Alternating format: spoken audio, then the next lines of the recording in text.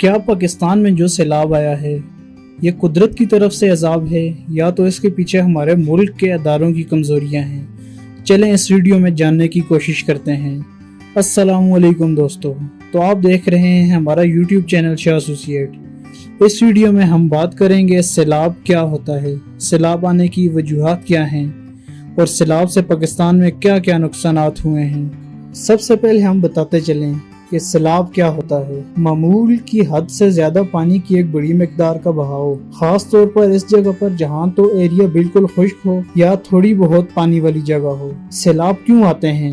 سیلاب آنے کی مین 3 وجوہات ہوتی ہیں، جن میں پہلی وجہ بہت زیادہ بارشوں کا ہونا ہے، دوسری وجہ زیادہ گرمی کی وجہ سے گلیشیئر کا پگھلنا اور تیسری وجہ سمندر کے اندر زلزلے کا آنا یعنی سونامی۔ اگر دیکھا جائے تو پاکستان میں جو سیلاب آیا ہے اس کی وجہ نہ تو سمندر میں زلزلے کا آنا ہے اور نہ ہی گلیشیئر پگھلے ہیں، بلکہ پاکستان میں جو سیلاب آیا ہے وہ زیادہ بارشوں کی وجہ سے آیا ہے۔ اگرچہ پاکستان میں سیلاب بارشوں کی وجہ سے آیا ہے تو ہمارے محکمہ موسمیات کے ادارے کیا کر رہے تھے؟ کیا ان کو معلوم نہیں تھا کہ زیادہ بارشیں ہونے والی ہیں؟ یہی وجہ ہے کہ پاکستان میں سیلاب کی وجہ سے نقصان بہت زیادہ ہوا ہے، جس میں جانی اور مالی نقصان دونوں شامل ہیں۔ حالانکہ اگر دیکھا جائے تو امریکہ میں بہت بڑا سیلاب آیا تھا جس نے امریکہ کی 11 ریاستوں کو افیکٹ کیا تھا اور اس سیلاب میں تقریباً $10 بلین کا مالی نقصان ہوا تھا، لیکن وہاں کے محکمہ موسمیات نے لوگوں کو پہلے ہی آگاہ کر دیا تھا کہ سیلاب آنے والا ہے، تو لوگوں نے اپنی جانیں بچا لی اور سیف جگہ پر منتقل ہو گئے۔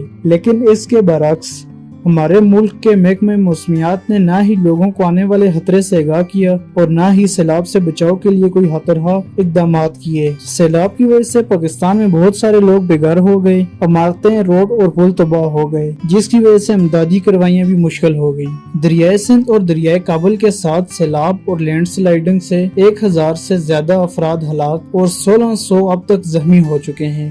سندھ اور بلوچستان کے جنوبی اضلاع سب سے زیادہ متاثر ہوئے ہیں۔ اس کے علاوہ خیبر پختونخوا کے پہاڑی علاقے بھی بری طرح متاثر ہوئے ہیں۔ دریائے کابل کی وجہ سے نوشہرہ میں جو تباہیاں ہوئی ہیں وہ آپ تصویر میں دیکھ سکتے ہیں۔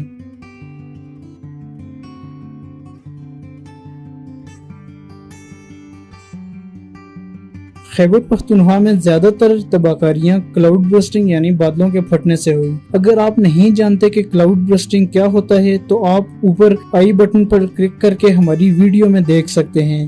اس کے علاوہ آپ کو ڈسکرپشن میں لنک بھی مل جائے گا، اس ویڈیو میں ہم نے ڈیٹیل سے کلاؤڈ برسٹنگ کے بارے میں بتایا ہے۔ ویڈیو میں آگے بڑھنے سے پہلے آپ سے گزارش ہے کہ آپ نے ابھی تک ہمارے چینل کو سبسکرائب نہیں کیا تو چینل کو سبسکرائب کریں۔ تو ہم اپنی ویڈیو میں آگے بڑھتے ہیں۔ آپ اس تصویر میں دیکھ سکتے ہیں کہ کون کون سے علاقوں میں زیادہ مکانات تباہ ہوئے ہیں۔ ہم اس سیلاب سے ہونے والے نقصان کی بات کریں تو ابھی تک 1100 سے زیادہ لوگوں کی ڈیتھ ہو چکی ہے، 1600 سے زیادہ لوگ زخمی ہیں، جبکہ 8 لاکھ کے قریب لوگوں کے جانور، مال مویشیوں کا نقصان ہو چکا ہے۔ اس کے علاوہ 3 لاکھ کے قریب گھر تباہ ہو چکے ہیں اور 7 لاکھ ایسے گھر ہیں جو مکمل طور پر تو تباہ نہیں ہوئے لیکن ابھی ان میں رہنا ممکن نہیں، اور 20 لاکھ ایکڑ پر پھیلی تیار فصلیں تباہ ہو چکی ہیں۔ بہت ساری مین سڑکیں اور پل بھی تباہ ہو چکے ہیں، جس کی وجہ سے NGOs اور مختلف تنظیموں کا لوگوں کے درمیان رابطہ کٹ چکا ہے۔ لوگوں کے حالات زندگی بہت پریشان کن ہیں۔ پاکستان میں گلیشیئر کی سب سے بڑی تعداد بھی ہے اور زیادہ گرمی پڑنے سے ہمالیہ میں برف پگھلنا شروع ہو جائے گی،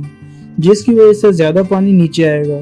لیکن یہاں دوسرے عوامل بھی ہیں جنہوں نے تباہی میں حصہ ڈالا ہے۔ ان میں طویل مدت سے جنگلات کی کٹائی اور 2010 میں سیلاب کے آخری بڑے واقعے کے بعد تبدیلیاں کرنے میں حکومت کی ناکامیاں شامل ہیں۔ امید کرتے ہیں کہ یہ ویڈیو آپ کو اچھی لگی ہوگی۔ اگر آپ کو ویڈیو اچھی لگی ہے تو ویڈیو کو لائک کریں اور ہمارے چینل کو سبسکرائب کریں۔ Thank you for watching.